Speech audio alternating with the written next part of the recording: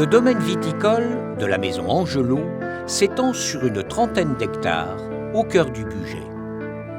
Il est réparti sur 4 communes autour de Marigneux, principale implantation. La vigne nécessite des soins et des travaux tout au long de l'année. Nous vous proposons de vous faire découvrir cette passionnante aventure sous le regard et la protection du Grand Colombier.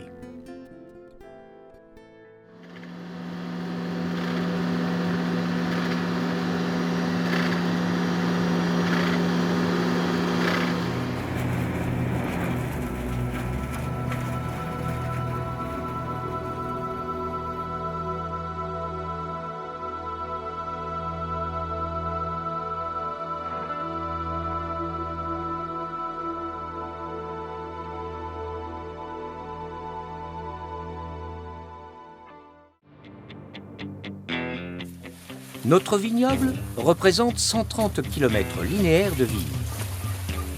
À l'issue des vendanges et durant l'automne, de mi-octobre à fin novembre, nous vérifions l'état des piquets et les renouvelons autant que nécessaire.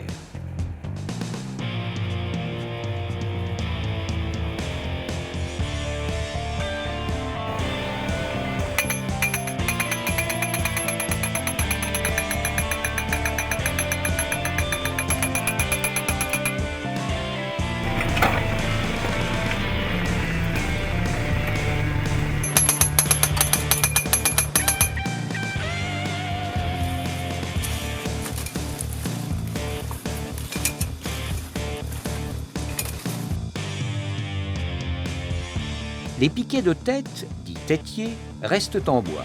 Ce sont les pièces maîtresses du palissage. De ce travail dépend la capacité de mécanisation tout au long de la saison et l'ensemble de la bonne tenue du vignoble.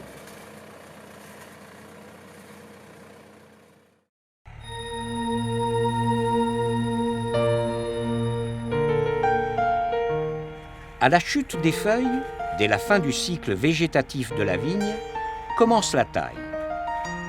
C'est le plus exigeant travail en temps, soit environ 3 mois, compte tenu des aléas météorologiques de l'hiver. La taille se répartit en 3 temps distincts. D'abord, la prétaille mécanique, qui permet de retirer toute la partie des bois dont nous n'avons pas besoin. La hauteur de prétaillage varie entre les rouges, coupés courts, et les blancs, coupés plus longs. Ensuite, chaque cep est taillé soigneusement avec un sécateur assisté, maintenant électrique. Il est important d'apporter un choix judicieux dans le bois choisi comme porteur de la végétation pour la saison à venir. La vigueur du cep est aussi appréciée dans la longueur. La taille est réglementée dans les vignobles d'AOC comme le nôtre. Elle varie en nombre d'yeux porteurs de grappes en fonction du cépage. Dans la taille, on conditionne tout le reste des travaux de l'année. On conditionne aussi le volume produit, la charge à l'hectare. Historiquement, on avait 2 baguettes. Donc aujourd'hui, pour limiter la production, nous n'en laissons qu'une seule. Le gros intérêt, c'est aussi de mieux répartir et de ne pas entasser la végétation et donc de limiter tout le développement des maladies cryptogamiques. Donc là on reste toujours sur le même principe, hein, notre courson pour les années suivantes et puis la baguette à fruits que j'ai laissée en haut. Alors il arrive, hein, on ait des coupes un petit peu compliquées. Comme la suite est mécanisée, il faut laisser l'ensemble des choses à bonne hauteur, pas trop bas pour la récolte. Par contre, sans laisser trop monter par rapport au vieillissement de la vigne. Donc il y a un juste milieu dans le choix des coursons pour tenir le vignoble à bonne hauteur. Et la taille reste quand même un moment prépondérant de l'ensemble du travail de la vigne. Enfin, vient la finition, tirer les bois. Les sarments accrochés avec leurs vrilles au fil de fer sont retirés un à un. La baguette à fruits est ensuite soigneusement nettoyée.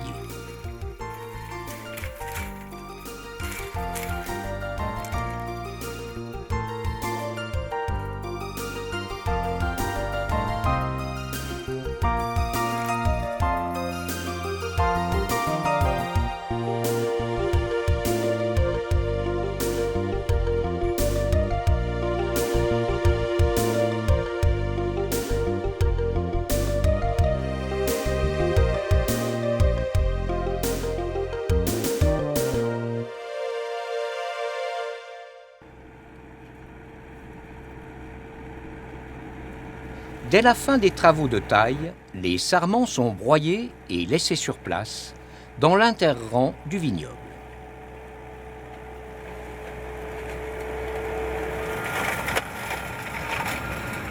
Une dizaine de jours sont nécessaires pour réaliser ces travaux et nous profitons toujours de la période de gel, ce qui permet de ne pas abîmer le terrain lors du passage des engins.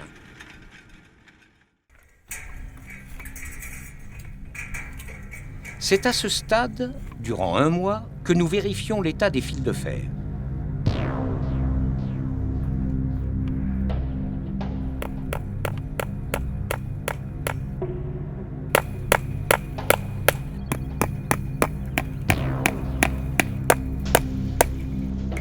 Les fils volants, dits fils releveurs, sont bien alignés au sol en attendant le relevage de mai-juin.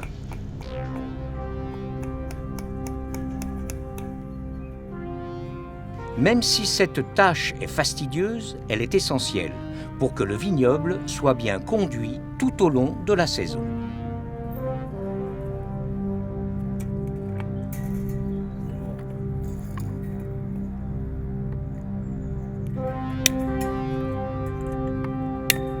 Vas-y Michel, tire.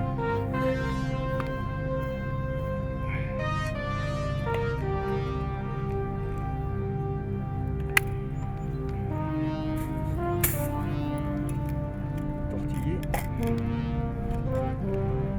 Marre est posée. Bien. Tu vois, ça c'est La mare est posée. Ouais.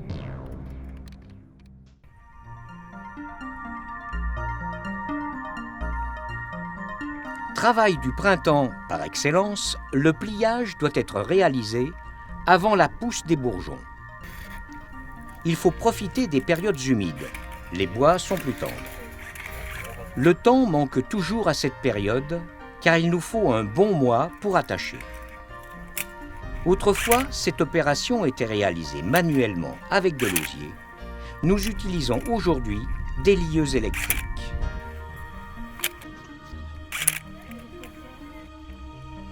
Deux types de conduite, la baguette allongée et l'arcure pour les blancs. Dans tous les cas, nous faisons craquer un peu le bois à sa base pour faciliter le développement des rameaux sur le cep, de façon à avoir de plus beaux bois de taille l'année suivante.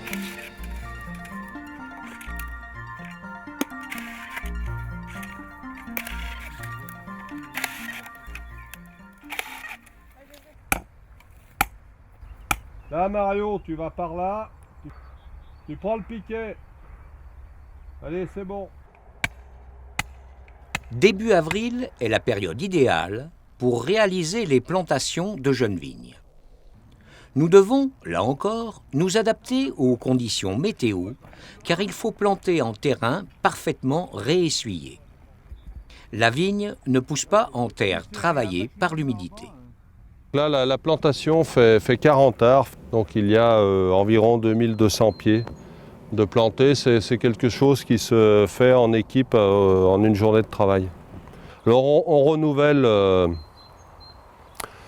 environ 50-60 arts de vigne à l'année. Ça fait à peu près une durée de vie moyenne de nos vignes de 50 ans, donc sur une trentaine d'hectares. La vigne sera récoltée au bout de 3 ans, ce qu'on appelle encore dans notre jargon la troisième feuille. Les plants ont été greffés l'année précédente chez un pépiniériste spécialisé. Ils sont mis en pépinière, retriés en automne, taillés et cirés pour ne pas se dessécher. Les racines sont coupées par nos soins juste avant mise en terre.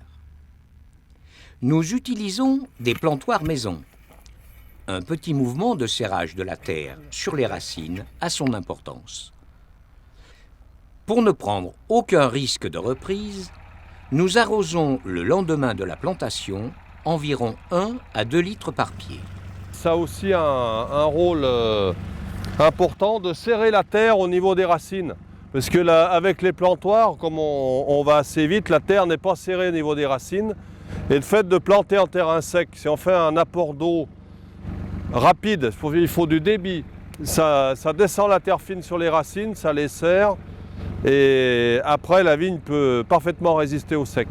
Par contre, à ce stade, tout de suite après plantation, il est vrai qu'il faut quand même être vigilant parce que si on a une période de sécheresse, le pied pourrait en souffrir. Après tous les travaux d'hiver, les vignes adultes sont bien ordonnées, toutes propres. Elles semblent calmes, au repos. Mais avec le printemps, la pousse va être fulgurante.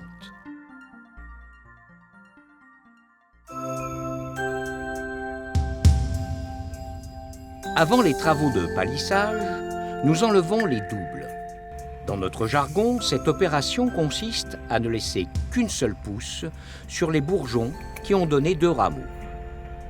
C'est très important pour éviter l'entassement de la végétation, répartir les grappes et garder un bon état sanitaire. Tout entassement favorise le développement de pourritures dans les grappes à maturité. Sur les cépages naturellement trop producteurs, nous enlevons les grappes déjà avant fleur. Même si cette opération présente un risque en cas de mauvaise floraison, nous sommes contraints par la charge de travail de le faire à une période où ce fastidieux travail est plus rapide. C'est toujours un geste courageux de tomber les grappes. La concentration et la qualité du vin s'obtient à ce prix. Ce travail méticuleux occupe une personne durant un trimestre.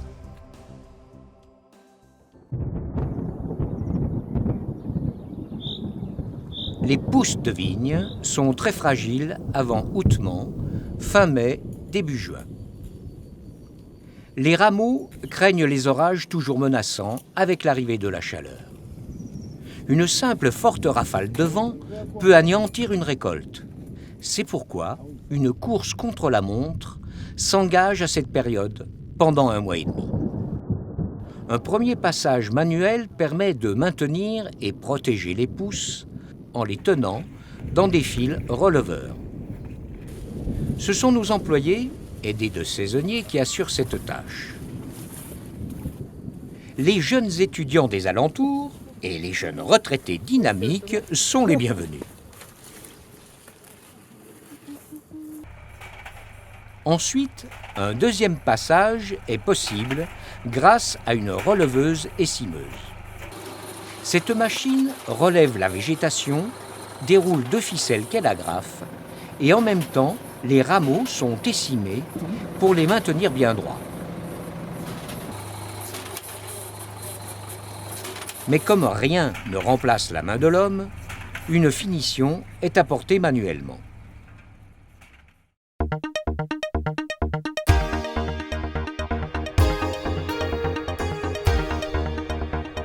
La suite des travaux est aujourd'hui mécanisée, mais nous avons souvenir de les avoir conduits manuellement dans des conditions bien moins confortables. Une patiente lutte contre les maladies de la vigne s'engage de mai à fin juillet. Nous nous sommes dotés d'un appareil à traitement confiné et panneau récupérateur. L'excédent de pulvérisation est récupéré et recyclé dans la même bonbonne, les parcelles les plus difficiles d'accès restant traitées avec un appareil conventionnel.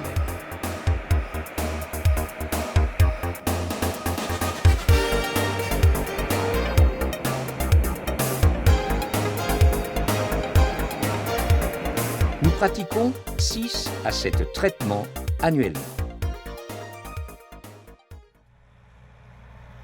3 à 4 passages de rogneuse sont nécessaires pour dégager la végétation excédentaire. La vigne nous rappelle qu'il s'agit d'une liane apprivoisée. Chaque passage nous occupe une dizaine de jours. Il est important de toujours laisser les grappes à l'air pour qu'elles restent saines.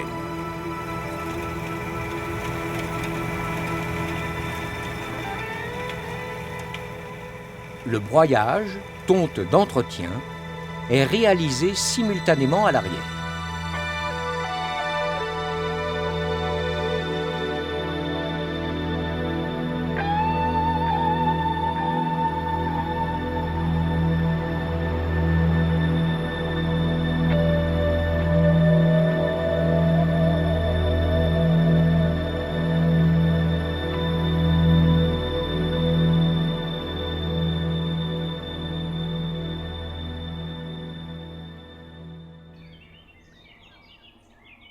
Pour les jeunes vignes, durant les 3 premières années de leur existence, nous travaillons le sol en plein pour l'aérer, lutter contre les mauvaises herbes et favoriser l'enracinement.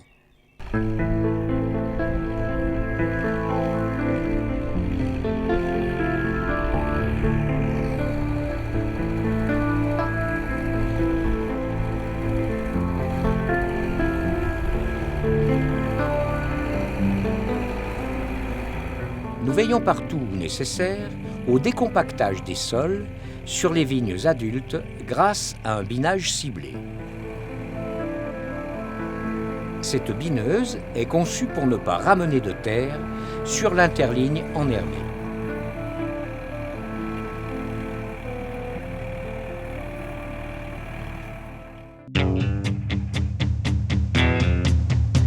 Moment festif par excellence, fruit de tout ce travail et de tous les espoirs mis dans une récolte, trait d'union entre la vigne et la cave, les vendanges restent un énorme chantier pendant 2 semaines. Aujourd'hui, largement mécanisées, les vendanges doivent être réalisées avec souplesse, au niveau des exigences qualitatives, de l'attente de maturité, de la maîtrise de la pourriture, du respect de la température, impérative pour certaines vinifications, de l'organisation d'un partage de la machine et des compétences humaines entre 4 collègues. Nous gardons une petite équipe de vendangeuses et vendangeurs.